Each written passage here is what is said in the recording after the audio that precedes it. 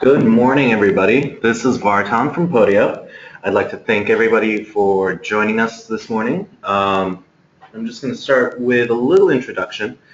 So the goal for this session is going to be to answer your questions and provide a better understanding of how Podio can work for you and your team.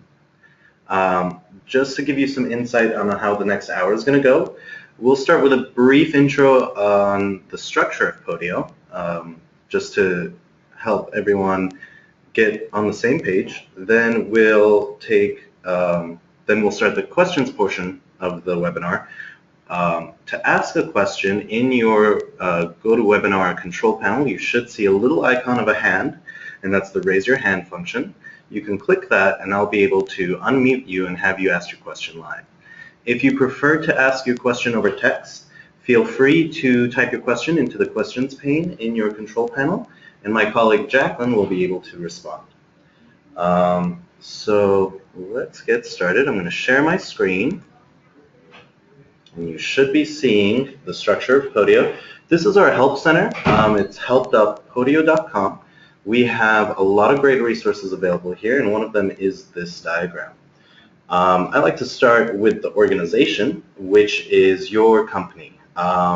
I myself you can be a part of several different organizations at once. Each organization is a self-contained entity with its own members and contacts. After the organization, we have the workspace. The workspace contains the apps and brings specific groups together to allow them to collaborate and get work done. After the workspace are the actual apps within each workspace. Whether it's a meetings app, a projects app, a deliverables app, these apps exist in these workspaces to organize your workday. And within each app exists an item.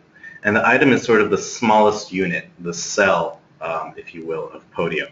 And this could be a project, a sales lead, a meeting event, or any other component that's going to be stored within an app.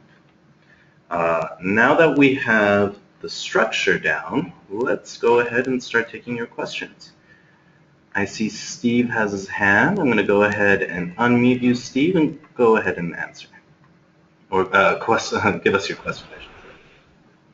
I'm sorry, I may have done that by mistake. Oh, okay, no problem. I see Iris Lee has a question.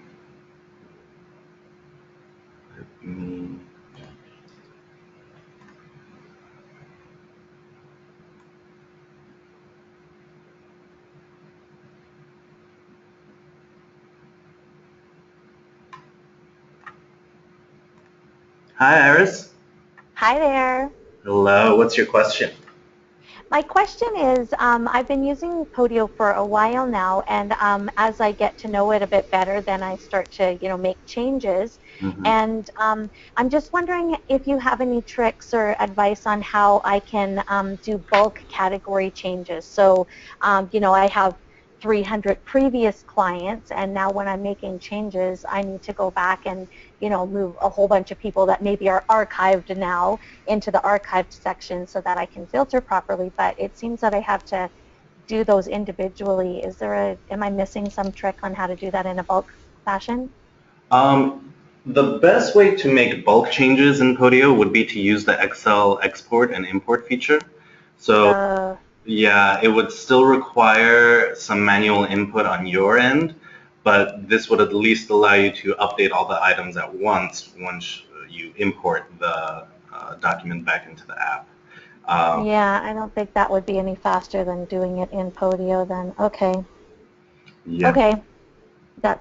I sometimes will do that in card view where I can kind of drag and drop them quickly, but again, when you're looking at 300 files, it gets a little tricky. Okay, I had another question, and that is, what's the difference in the automations at the plus level of registration as opposed to the free level? What are the things that have been added and the purposes of those? Definitely. So the advanced workflows actually have a lot more functionality than just the regular workflows. Let me pull up our projects app. And I'm going to go into, click the wrench icon and go into our Manage Workflows. So I'm going to go ahead and create a workflow. Currently, this is not an upgraded organization that I'm in. So you'll see that the advanced workflow is locked and it needs to be upgraded. Okay. The generic workflow allows you to write a simple if-then statement. That means, Yes. when a project is created or a project is updated, we can do any of these actions. Create a task, add a comment, create an item, update an item, or update an item within the app. With the advanced feature, you can write an and if statement, and this allows you to pinpoint the automation even further and gives you more specialization. On a category field, or let's say you want an automation to run when one stage of a project is completed and it's moving to the next stage. So it's a little bit more complicated than just the project being updated, and that the advanced workflow allows you to do. Okay. And now I think in my earlier version I was able to create a task, I think, or add a comment, but now there's 3 more options, I think, on the create an item, update an item, or update an item here. Like, how do those, can you give me an example of how those would work? Definitely. So if I want to automate several steps of my process, I'll start with the first step. And the first step is getting, let's say it's a sales process and I get a lead. And I want, whenever a lead is created, for an item to be created associated with that lead in another app. And what you can do is drag, actually it is limited to the create a task and add a comment for the free plan. If we want to upgrade, that's when we can get the create an item, update an item, and update an item. Yeah. I'm at the plus level now, so I just wasn't quite familiar. I didn't see too much in the way of tutorials to teach me kind of how to use those extra ones that I now have access to. Definitely. Are there tutorials for those at the moment? Yes, we have a great tutorial at our Help Center, and I can actually pull that up right now. And this advanced workflows tutorial is available online at help.podio.com, and it goes through the different stages, the different possibilities, and the and if category. So the workflow is useful when you have a more complicated process and you want to automate more of it. Rather than being required to create 3 different items and 3 different apps, you can create a single workflow that will create all necessary items upon the creation of the first item. Okay. The only caveat is that a workflow cannot be triggered by another workflow. That means there has to be a human interaction or some sort of event that actually creates that item. If you try and link 2 workflows together, that won't trigger. Okay. All right. I think I had 2 more questions. One is that when you have the list of all the different apps at the top of your page, I know you can kind of drag and drop and move them around, but is there any way to kind of have them in groupings for different types of things? You sort of having a folder at the top? Yeah, sometimes it gets a little awkward, like there's, maybe 20 apps and, 5 of them go in this group and 5 of them go in this other group, and apart from having them, just lined up in order, I'm just wondering, is there any way of grouping them? There isn't currently. What I would suggest, if you have 5 apps that you use in congruence with each other, is that you create a separate workspace for those apps, just to provide more differentiation. But there's no way to sort of put them all in a folder at the top. Yeah. Okay. Okay. But if I put them in different workspaces, they won't be able to interact with each other, will they? Not necessarily. You can create a relationship field between apps, even between workspaces. It just depends on how you want to structure your information. Okay. So there is a way of making a relationship field between workspaces, but yeah, I don't think that's going to be practical for my purposes. Okay, and the last question was, I'm using the Invoices app, and it seems that like sometimes I might have multiple invoices for one client, Mm-hmm. but it seems like the only way that it works is this every invoice is separate. Is there a way of having multiple invoices on one app item?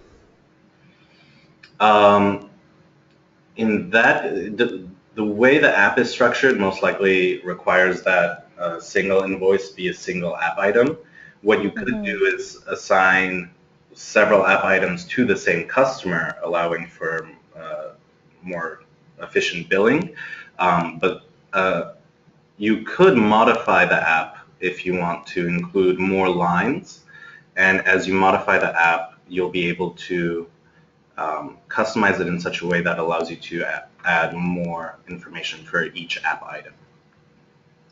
Yeah, but like you'd have to really, yeah, you'd have to make some pretty big changes to have different types of, like if I had, 3 different types of invoices and, could I have all 3 invoices in one single app item?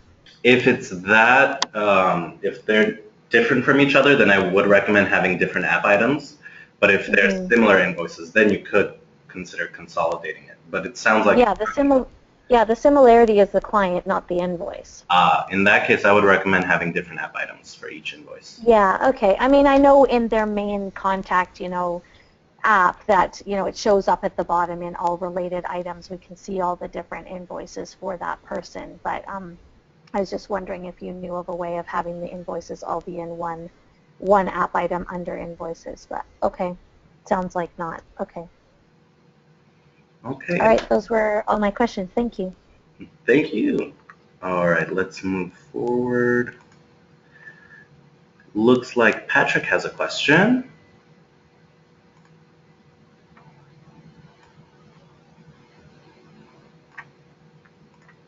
Hi, Patrick. How's it going? I'm doing well, thank you.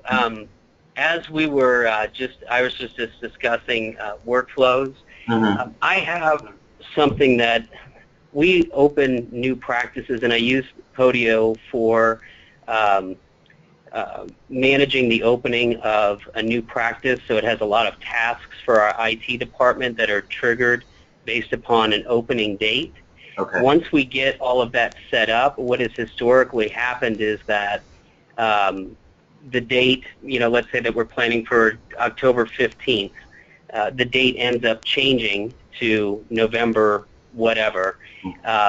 What I would like to have happen is, I know that there can be certain calculations that you make based upon a field that can say, okay, if your practice opens or a office opens on such and such a date, then you need to order the internet connection and all of that by this particular date. Mm-hmm. Well, if that date ends up changing, how can you make it to where those individual tasks or items automatically update? I see. So workflows triggered by date are a little bit tricky inside of Podio because that functionality doesn't exist inherently. But we do have an extension available from our partners at Globiflow that do offer workflows triggered by dates. I'm going to just pull them up real quick. Yeah, I'm familiar with Globiflow. I've played around with a little bit. I played around with it. I didn't purchase it. I like the fact that it has some more visual displays to things as well. I guess the one thing that I came back to, and maybe this is the answer, is I didn't find much value in Globiflow just because it only made easy things that were already available to do natively in Podio. And I didn't feel like I needed that, but I guess with the date triggers, if that's a limitation within Podio, then that would probably be the answer. Definitely. They do offer a lot of services that both enhance the existing services and add new features. And the date trigger one is definitely a big feature that a lot of our customers enjoy using via Global Flow. They're the ones that are going to be able to set that date and have the workflow trigger based on that date, as well as update the existing workflows on any changed dates. What would most likely happen is, in this case, rather than updating an existing task, it would create a new task once the opening date was changed. So at least that way your agents or colleagues would be informed of any necessary changes that they need to make in their schedule. Okay, and I do have one more question for you. I created or introduced Podio to our organization and introduced it to our executive team, and they really liked it and said, okay, let's go ahead and start using it. After doing that, each individual department manager made their own workspace. Okay. And then we had this executive workspace, and there was overlap in projects. So some were creating and marketing. They would create a project that was also a part of this executive team's workspace. So it got all sorts of icky. We ended up, I was trying to explain to them, hey, you can do things with relationships, and but there was really the relationships only provided a link between the two workspaces up until recently. And I don't know if I'm exactly clear on, so when you set a relationship, when you say that something is related, it ends up being on one item, but on the other item it doesn't show that it is related. It doesn't show it on both ends. Do you know what I'm saying? Well, let's go through relationships right now and see if it helps. So I have my projects apps here, and I have my deliverables app. The deliverables app is related to the projects app. So if I open this test project, I should see that I have two related items, two different deliverables. And if I click on the first one, it'll take me to that deliverable. Now, it'll show that I have a related project in this item, but it won't show the other related items. Does that make sense? So the relationship is single direction. So it's pointing from the deliverables app to the projects app, and it's calling upon all the projects in that app. So if I click on the Miller project app here, I'll go back to my overarching project, and I'll see my deliverables. But each deliverable, but you have to manually set both of those relationships up. Yes, the relationship is in the modified template section. So if we go to the template and scroll down, you'll see that the deliverables budget is there, which is another calculation field from all deliverables. But if we go to our actual deliverables app and check out the template here, we'll see that this is a relationship field, which I dragged from here, and clicking on the drop-down arrow, we can click choose an app, and we'll see that projects is the app that's selected. So this has to be done in the template of the app, and then whenever I'm creating a new deliverable, it's a required field. So let's create a new deliverable. I'm just going to call this. Right. So in my instance, when I create this executive workspace, would I need to then go back and say, because I don't know what these folks are going to be relating one to another, am I going to have to just go through and just say, okay, the marketing department may do this, the technology may do this, and just plop them all in there as possibly being related? Yes, I would recommend, it seems like a little restructuring is going to be needed in this case, and the appropriate dissemination of information is going to be key so everyone is on the same page. But making sure that whenever, if you're going to have a parent app, let's say in the executive workspace that's going to monitor the other active projects, that whoever creates the project in their own workspace makes sure to relate that to the executive app. If there are existing apps, then yes, those relationships will need to be entered manually. But once it's there, it'll be an ongoing relationship, and they'll be able to monitor the state of the project. Okay. So I've basically got a mess on my hands, is what it sounds like. Okay. And then lastly, is Podio, you cannot email from Podio, correct? Actually, we just added a new field. It's called the email field, and you can use that to launch your native email client. So let me just pull this into our deliverables app. I know, but as part of a workflow, you can't. Oh, as part of workflow, no. Not inherent to Podio, but that's something that GlobiFlow also does. Correct. That yeah. Okay. can be another Yep. part of it. I've played around with that too. Okay. Mm-hmm. Awesome. Any other questions? Right, well, thank you. Okay, thank you. Okay, it looks like Jim has a question. Hi, Jim. How's it going? Great, how are you? Good, thanks. What can I help you with today? If I have apps, and you had talked earlier about exporting using Excel and then re-importing into another area. If I have one app that has multiple, let's call them clients, and we'll call it potential clients, and then I want to create, from the potential clients, I want to turn them into repeat clients at some point and start managing them in a different app. Create the new app. How would you do the exporting so that by the export-import, so that by the time it's over with, your new app is populated with the same type of instances just in the new app? Okay, so you want to transfer, let's say, their leads and not necessarily existing clients into a database of reoccurring clients, correct? Yeah, that's actually a great way. Yeah, leads going into a new category, right? So to start with, I would recommend the Excel. So first, you would export the leads app, make any changes that you would like, then create that second clients app, and then import it back in. If you have existing clients in that app already, it's going to be crucial to use the key field. Let me just pull that article up right now.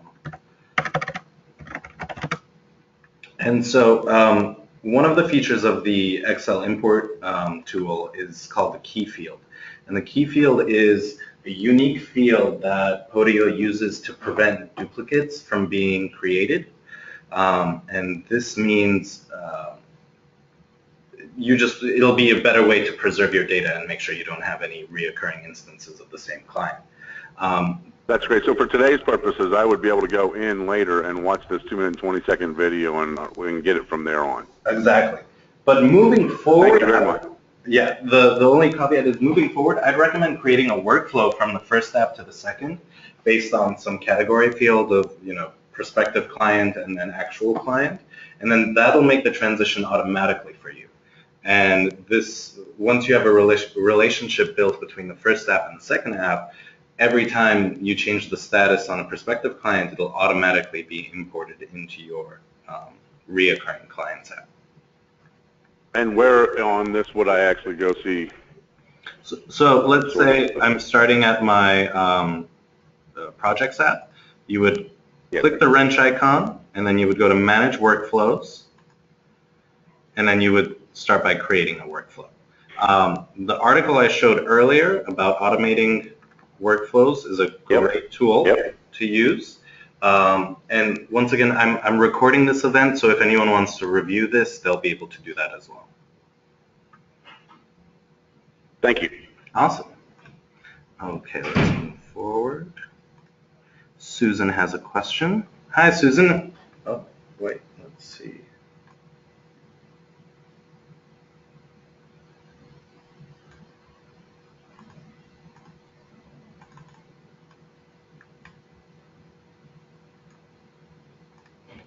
Hi, Susan. Can you hear us? Oh. Okay, let's move forward.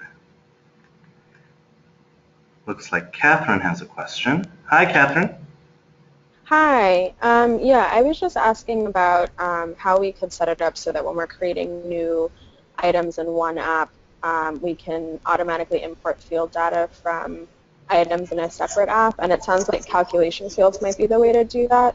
So I was just wondering if you could maybe do a quick demo on just how those work. And I'm also wondering if it's possible to pull information like that across workspaces as well as just across apps within one workspace. Yes. So let me answer those in backwards order. As long as a relationship exists between two apps, whether they're in the same workspace or in a different workspace, you'll be able to pull data in to that app. So in our deliverables app, I have a budget area. This is a simple money field in the template, and this is something that allows us to set a budget for a particular deliverable. In our projects app, if I go back to the projects workspace, I'll show you the template for this. And I have a calculation here set up called deliverables budget. And this takes the total sum of all the deliverables in a deliverables app related to a single project and gives us a nice round number. And so the way I do this is I want it to be a money field, so I'm just going to enter, and the calculation fields run on JavaScript, so if you are familiar with Java, that's going to be a big help. But the most important aspect is calling on variables. And the way we call on variables is by using the @ symbol. And we can see here that we have several different options. The sum of the budget, the average of the budget, the minimum or the maximum. So we're going to take the sum. And we're going to save our app. Click Done. And now I have two deliverables assigned to this project, or apparently a third now as well. And each budget for each deliverable is added as a total for project overall. So we see that there's an $1,100 budget associated with this project based on the deliverables here. This can be done on a wide range of variables, and if you do need help with calculations, we have a great forum available in our Help Center. If you go to the Community section in the Help Center and then go to the Calculations app here, you'll see that a lot of people post their questions, and we have answers available, and we have such an active community base that you're able to get an answer within a day or two. Awesome. Okay. Thank you so much. Okay. Looks like Susan is back online. Let's see if we can get her. Hi, Susan. Hi, good morning. Good morning. So my first question is related back to the relationships that you were showing before. If you set up a relationship from, let's say, a deliverable to a project, is the reverse relationship all automatically created, or do you manually? You were breaking up at the end, but it sounds like you're asking about the direction of the relationship. So currently, I have a relationship set up with the deliverables app pointing to the projects app. This means that whenever an item is created, that I'm going to have to pick a related project. It points in a single direction, so all the information is aggregated in the projects app, even though there are several items in the deliverables app that are associated with it. Does that answer your question? So in the projects app, going back to the deliverables, do I have to create that direction as well so that I can go like what you're showing right now? Does Not, that have to be manually created? not at all. As long as you create the original relationship in the deliverables app to the projects app, all related items will show in the projects app. Okay, awesome.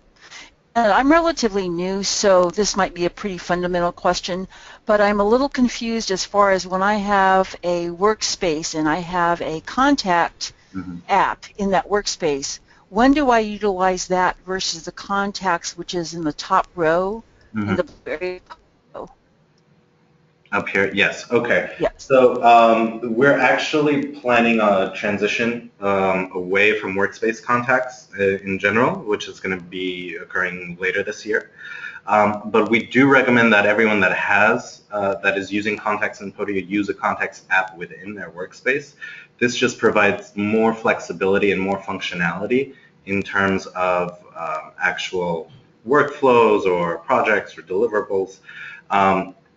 So once you have a contacts app, that's when you want to use a relationship field if you want to pull in any contact information on any item in Podio. We have a great article online that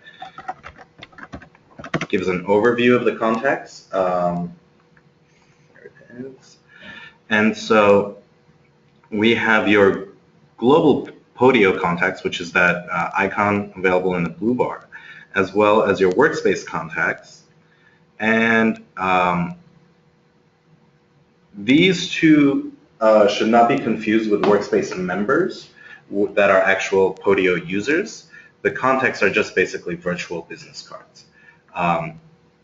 The nice thing about using a contacts app rather than the workspace contacts or the global Podio contacts is that the app will allow you to export information, import it back in, provide assign different clients to different projects, and really give you a more functional workflow as well. Okay. I have a couple of different workspaces where a contact may be part of each of those workspaces. Is that something that I have to replicate then in each workspace, or is there some way to link them so I'm not having to duplicate contact information? Definitely. You would only need one contacts app in a central workspace, and then that one contacts app could be related to several different apps in different workspaces. So you could use the same database of clients in different workspaces to accomplish whichever project you're trying to get delivered for them. So would you recommend creating a workspace with just contacts in it and then just link those to those additional workspaces? That would definitely work, yes. Okay, thank you. No problem. Thank you for asking your question. Okay.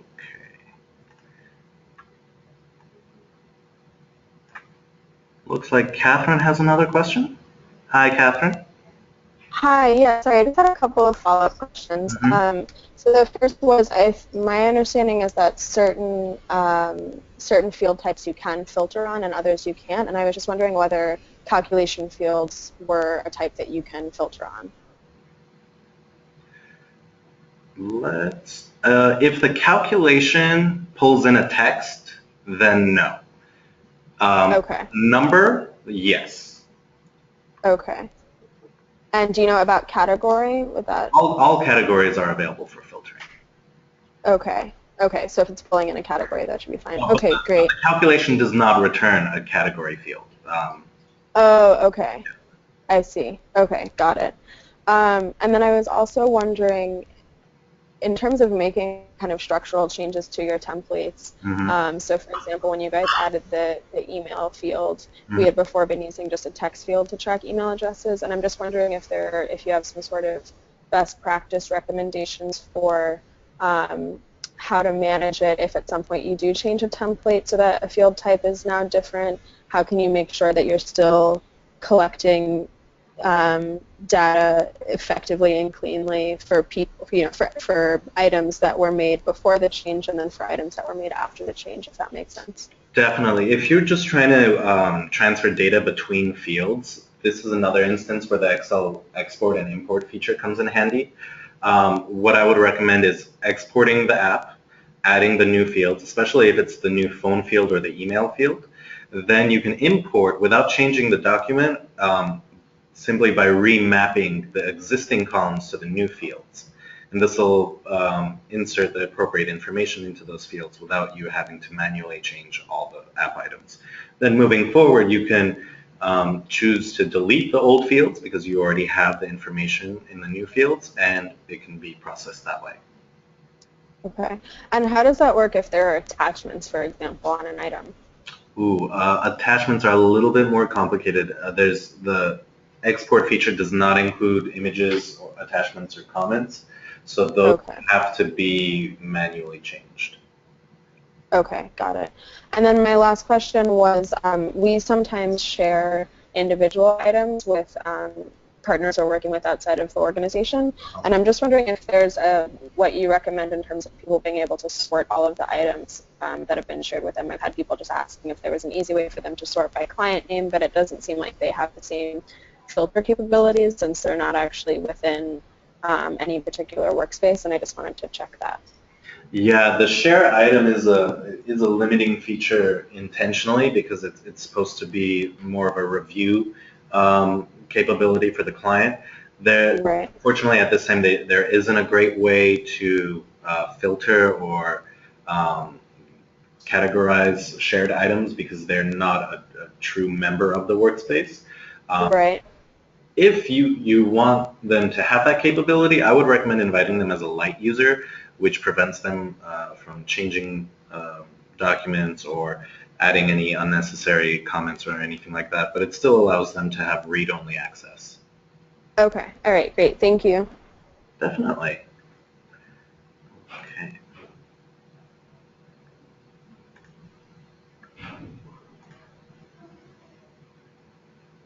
And it looks like Iris Lee has another question. Hi, can you explain a little bit about how the share item feature works? I'll explain a little bit about how we use it. So we have clients who we ask them to fill out like a web form evaluation on what technically I guess is another client within our system, and then we need to share that evaluation with the other client. And so what I've been doing is just going to the print feature and saving as a PDF, and then going through all the work of actually sending it as an email and a PDF. Is there a way of sharing without adding people to to be workspace members and have no access to anything else besides that one item? Yes, definitely. That is totally possible. Okay, so is that new? Because I don't think that was available last time I asked that question. I've been with Podio since March, and it's been available since then. Yeah, I've been longer, so maybe that's it. Okay, sure. So show me how it works. That sounds like it's going to save me some time. Definitely. So I'm just opening up one of our deliverables, and let's say I want to share this with a colleague that's not assigned to it or in the workspace.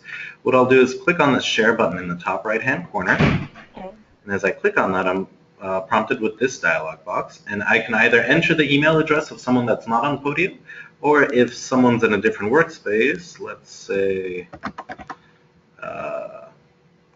Sarah White, for example, and I'll say, so I do have the option of providing read-only access here, and this is an upgraded feature, and it's available on the paid plans, but because this is a free organization, it's not going to be available here. And I'm just going to say sharing with you, and I click the share button. And then you can keep track of items being shared by just clicking the number next to the share icon, and it'll show you who who has access to this item. So what happens? Do they get an email from Podio saying, hey, there's an item to be shared with you? Exactly, yes. They'll get a notification if they're not in Podio already and you just enter their email address. They'll be able to pull it up through their email account. And how will they see the item? Will they see it exactly like we're seeing it right now with all the activity and comments on the side and everything? Or how will they view it as a non-Podio user? Yes, they will see it as a Podio item. They just won't have access to any other information in the workspace. They'll be able to... So they can't click on any related items or things like that? They'll click on it, they'll just get an error. It'll say you don't But they can see comments on the side and that kind of thing? Yes, yes, they will see the Okay. entire item. So if you kind of, yeah, I mean, that's how it saves as a PDF too. So I guess it's not really any different. So, but they will stay only on that page and they won't be able to go anywhere else into that app. Exactly, yes. And if at Okay. any point you want to remove them from the item, you can click on the number icon next to the share button and then select the remove access option in that. Okay. Does that person who has nothing to do with, your Podio become a contact then in Podio because they've been entered in that way? Do they become one of those contacts, or how does that work? That is a great question. Let me double check that right now. Okay.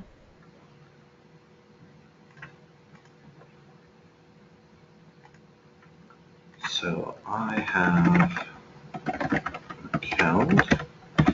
Let's say I share this.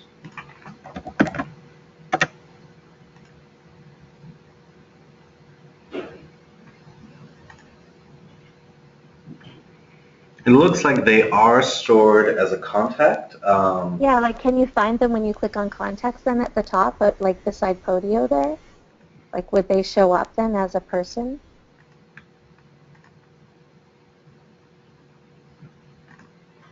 Let's just confirm that.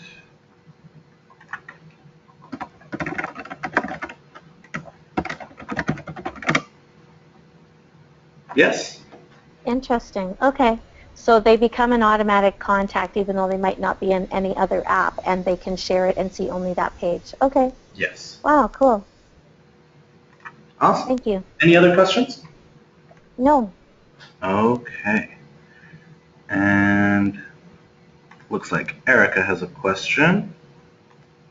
Hi, Erica. Can you hear us, Erica?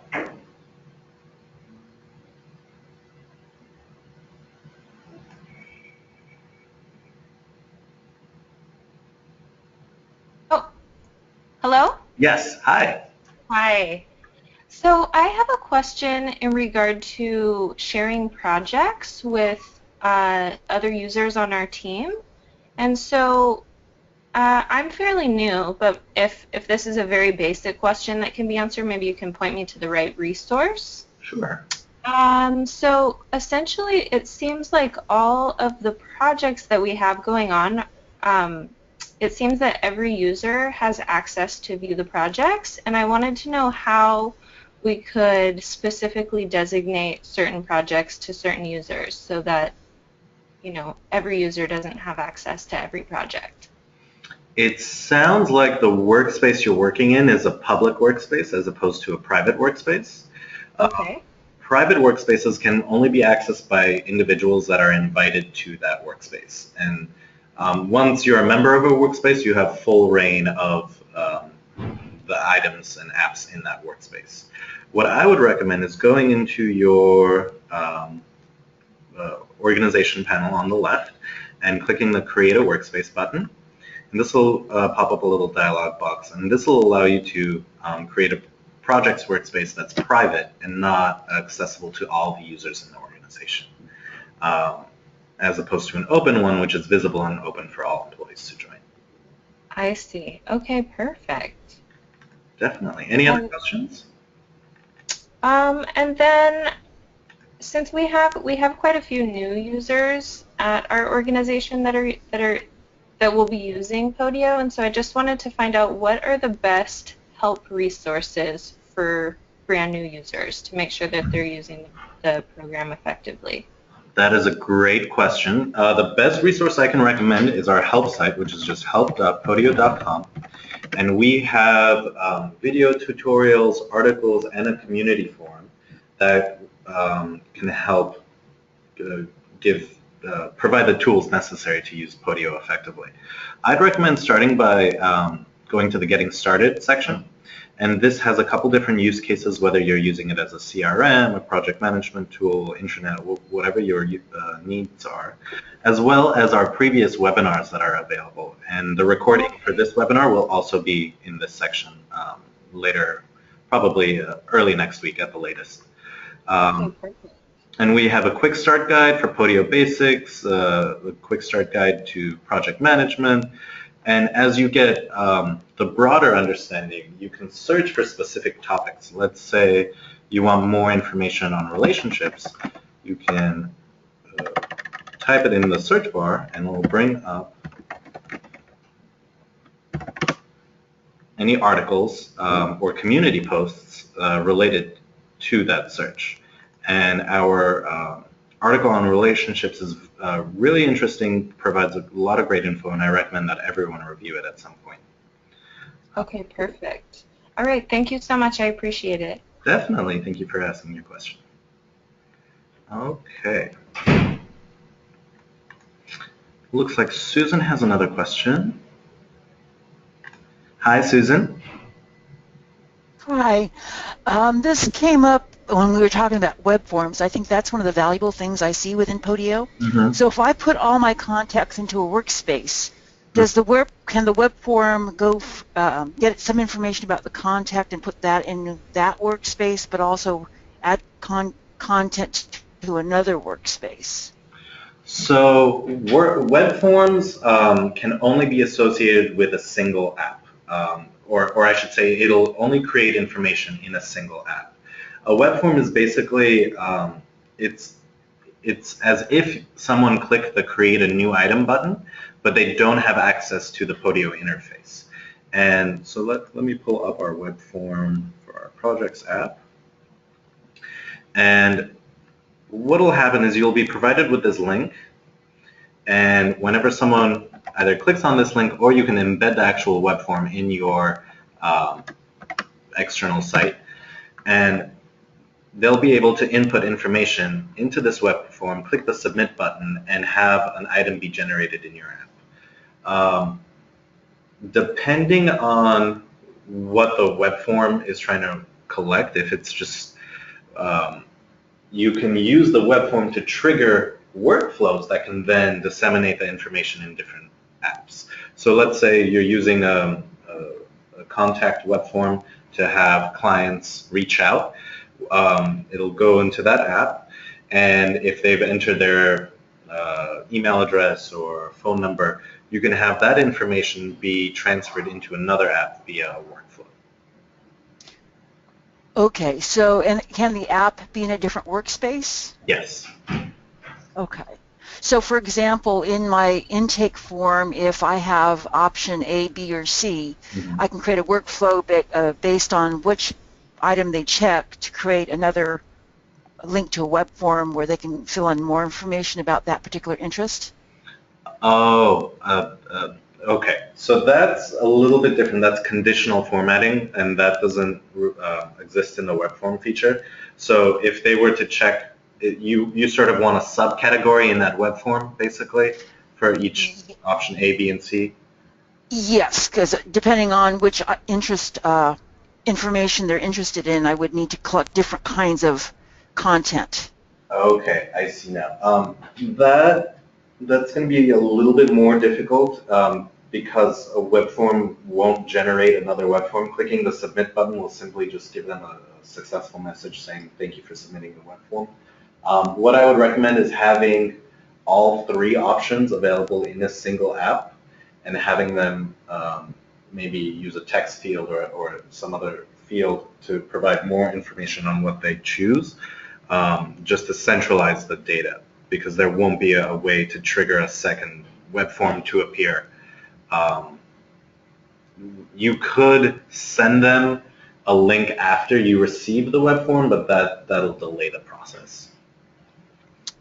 Okay, I think I follow that. Mm-hmm. And a different question is, I saw somewhere that you can email information into Podio. Yes. Is that correct? Can you explain that a little bit? Definitely. It's called the email to app feature, and this is also available in the wrench icon of the app. So if we click this icon, and we'll go to email to app. This is just another way to allow you to create a item in Podio without having to go directly into the Podio interface. Using the address listed, this will say that the item is created by you, while the second address listed is going to be a generic address that'll have the creator of the item as the app itself. Anyone can use this feature. It's available on all plans. You can also control how the email to app item maps into Podio. So if we want the subject name to be, or I should say the project name to be in the subject, and the project manager to be the sender of the file, or depending on how you want to map the email to app feature will affect how the item is created in your end. So will it pull the email address from the email and Yeah. put it in a field? Um, Or just the body of the email I'm seeing? Depending on what kind of field you're using, so if it's the contacts field, it'll be the sender, and you can use that as the designated choice. But for example, we can't put the sender in the goals and metrics field. We can use email, body, or subject. So it doesn't have any parsing within the this particular tool to find emails embedded in the body. It basically just takes the sections of the email and drops them into certain fields. Exactly. Okay, great. Thank you. Definitely. Okay. And it looks like Patrick has another question.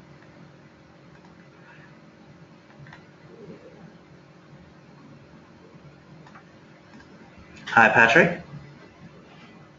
I just on the email topic, those just go directly into comments, and I don't think that there's anything that you all can do about this, but we have confidentiality verbiage on all of the bottoms of people's emails, and it's like a I mean, it's like we can't see it as a sender in the organization or anything, but it really just pollutes. There's no way to strip that off, I wouldn't think. Unfortunately, because it's an automated process, that the email to app feature recognizes all text in the email, even signatures and the non-disclosure portion or the confidentiality portion. There wouldn't be a way to strip that. Okay. Yeah, sorry about that. Any other questions, Patrick? Nope.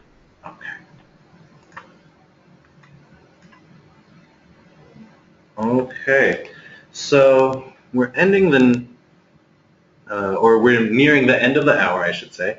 Doesn't look like we have a lot of other questions. If anyone has one at this time, please feel free to click the hand button.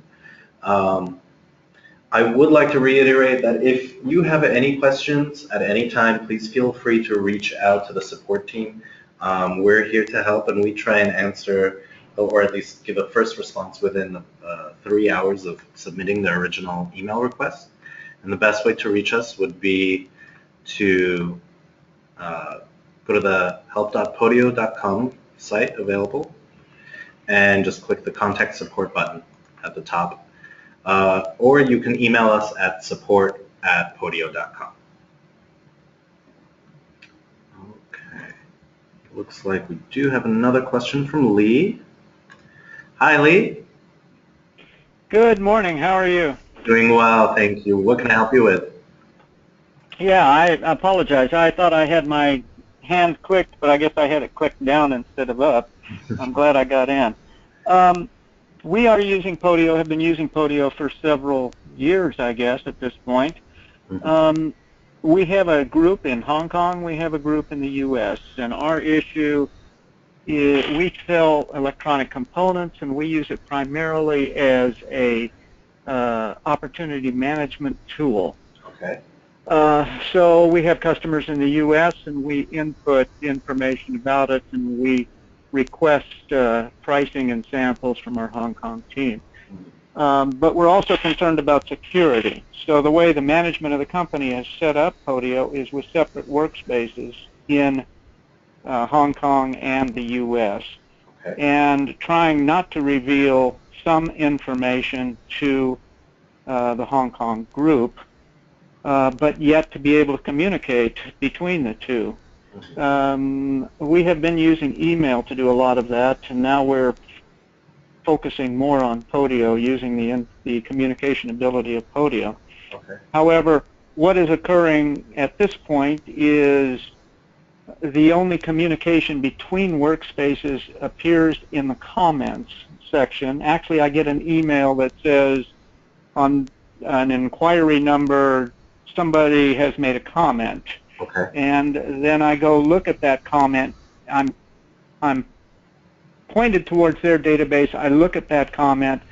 If it's something of importance, then I copy it into the notes field in my database, in my workspace, in my database for that opportunity. So the question, after all of that, is there a way to limit, to share the, for example, notes fields between these these opportunities, if you will, these between workspaces, but limit some of the other information? Okay, that's an interesting use case. So I would recommend two things. First is utilizing the employee network. This is just a space that's provided for all organizations, and it'll allow for people to post status updates, people to provide any necessary information, just to limit the amount of commenting required on each item. The other option would be to create a separate communications app, which would be maybe in the Hong Kong workspace, maybe even in a third workspace, that would have relationships built with each opportunity, and this would sort of prevent people from needing to comment within the app specifically. The trouble is Podio is inherently transparent and inherently democratic, I suppose, in that nature. But yes. Because all members in a workspace have access to all items in that workspace, the solution might be creating a communication app in a third workspace to sort of limit the amount of information they can see. Does that make sense? It makes sense. Not the most efficient. Where would I get more information on how to do that? Okay. We can, if you write to us at support, we can actually recommend a specific communications app. One thing that I haven't had a chance to mention is the app market, which has a plethora of amazing apps already pre-built, and that's just at market.podio.com. And you can use this site to search for existing apps that either part of the Podio staff has published or other users themselves have published. And there are a lot of options here that can be tested out and customized to fit your needs specifically.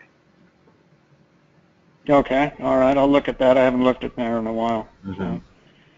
So, okay, so yeah, I think that answers that question to some degree. The other question that I would have, which is probably the same answer as before, but I'll ask it one more time, and that is there any way to be able to use Podio offline and then have it sync later?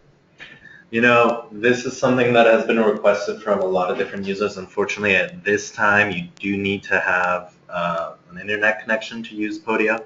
There isn't an offline version, but this is something that I'll make sure to bring back to the product team and discuss further. I know it would be hugely convenient and add a lot of functionality to a lot of users, so this is something we are discussing. But at this time, it's not available. Okay, okay. That was the expected answer. Yeah, sorry about that. Okay. No problem. Alrighty. Well, I want to thank everyone for joining us. We have reached the end of the hour. If anyone has any additional questions, please feel free to reach out to us. by clicking that contact support button at help.podio.com or write to us at support@podio.com. Once again, thank you so much, and we'll have this recording available next week.